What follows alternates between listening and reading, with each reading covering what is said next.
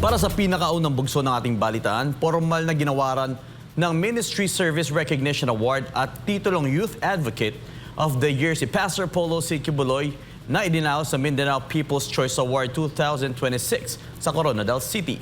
Ang parangal ay pagkilala sa kanyang dedikasyon sa serbisyo publiko at paghubog sa susunod na henerasyon ng mga lider. Ang detalye mula kay Jean Domingo. Dito sa Coronadal City, nakatanggap ng pagkilala si Pastor Polo C. Kibuloy mula sa Mindanao People's Choice Awards para sa kanyang walang sawang malasakit sa mga kabataan at sambayan ng Pilipino na isa lamang sa kanyang mga advokasiyang ramdam, hindi lamang sa Pilipinas, kundi sa buong mundo.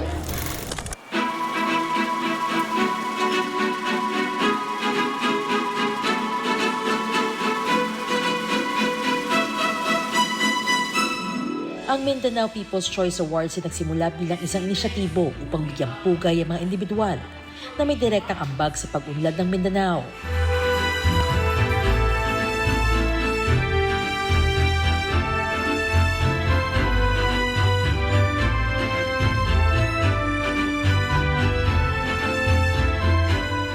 Halong emosyon, siyempre nandyan yung excitement, yung pride, tsaka yung sobrang happiness din dahil yung mga pinaghirapan noong araw ay nagkaroon ng ganitong activity na nagkaroon ng pagkakataon para ma-recognize dahil dito sa isa ako sa napasali dito sa nabigyan ng recognition or award.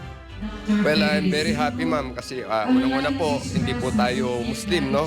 Pero nare-recognize po yung ating effort. So, I'm very proud, no, na makarating po dito sa Cotabato, dito sa Marbel, para po sa award na ito. Actually, this is my first time, ma'am, na makarating po sa Mindanao because of this award. Ako po ay nagpapasalamat at nagagalak at naging isang awardee po ako ng Mindanao's People's Choice Award. And sukran to all, and I am really excited. Thank you.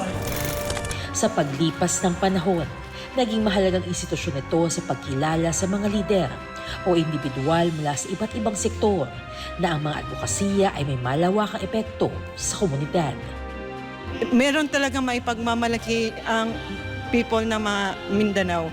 Especially me, I'm proud coming here because most of the time, if you hear from other places of the Philippines, they are from Mindanao, they are not qualified or they're not about to succeed, but they are wrong. There are lots of people in Mindanao who are capable to succeed in all aspects of life.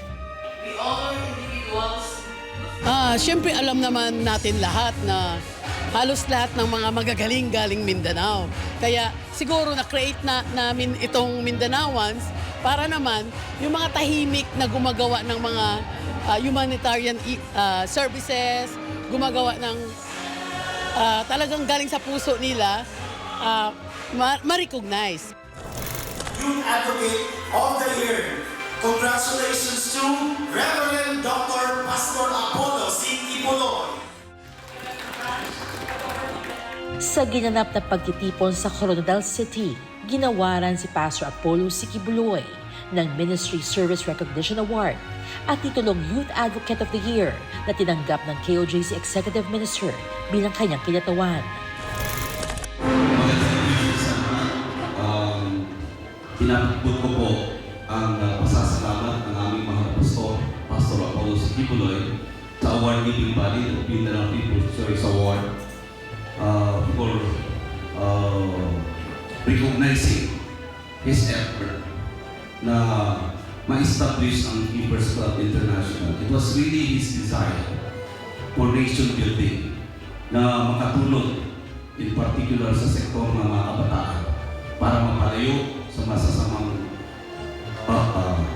dulot ng droga through music and arts and leadership skills. Kaya again, sa lahat din ng mga awardees, maraming salamat po at patuloy natin mahalin ang ating nag-iisang Pilipinas. Mahalin natin ang Pilipinas. Tuloy.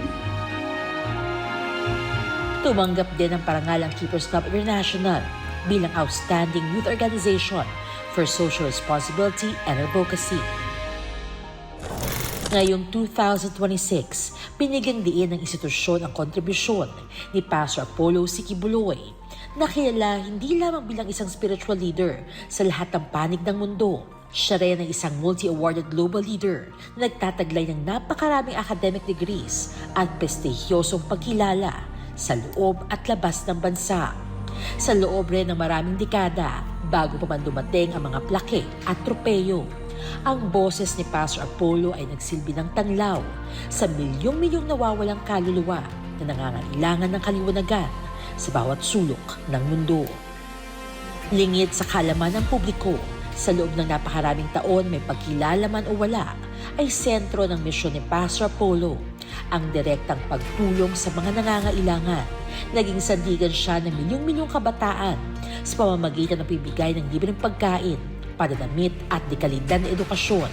Inalay din niya ang kanyang kaarawan bilang adopted birthdays para sa mga batang silat sa buhay, di lamang sa Pilipinas, kundi sa buong mundo. Sa ilalim ng kanyang Gift of Education program at mga institusyong tulad ng Josemaria College Foundation Incorporated, binigyan niya ng pagkakataon ng mga kabataang mula sa mahihirap na pamilya na makapagtapos at magkaroon ng magandang kinabukasan. Hindi rin matatawaran ang kanyang papel sa pagtataguyod ng karapatan ng mga katutubo sa Mindanao, kung saan siya itinanghal bilang Dato Tudlabon at Dato Pamulingan. Ang kanyang malasakit ay makikita rin sa mga environmental project tulad ng malawakang cleanup drives at tree planting activities na naglalayong gawing produktibo at luntiang paraiso ang mga dating tiwangwang na lupain. Patunay na rito ang pinagmamalaking Prayer Mountain at Glory Mountain sa Tamayong, Davao City. Kilala rin ang mga volunteers sa ilalim ng kanyang pamumuno bilang mga first responders sa panahon ng sakuna.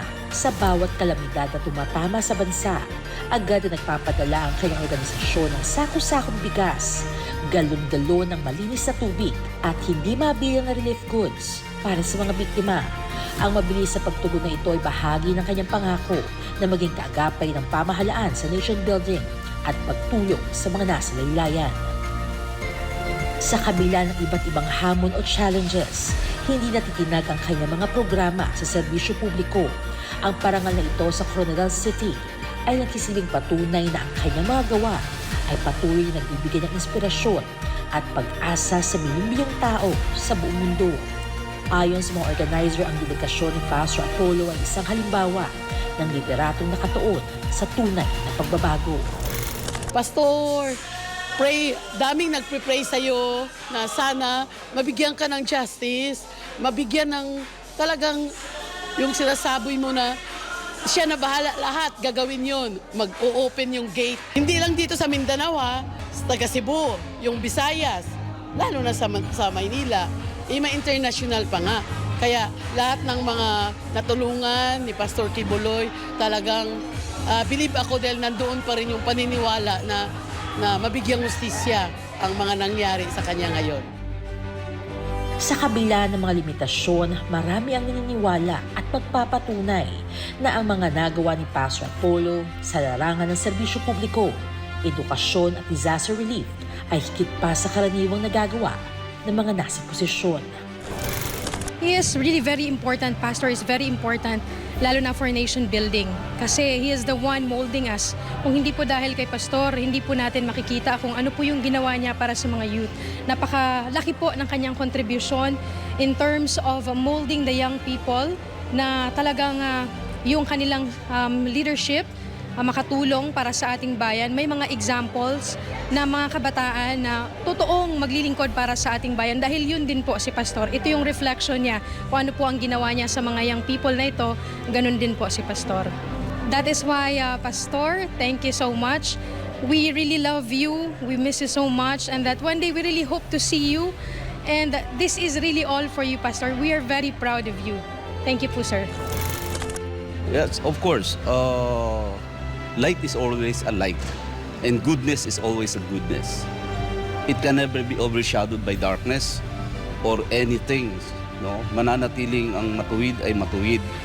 Kaya ito'y nagpapatunay na ang ginagawa ni Pastor Apollo Quiboloy ay liwanag na hindi pwedeng tabunan ng kadiliman.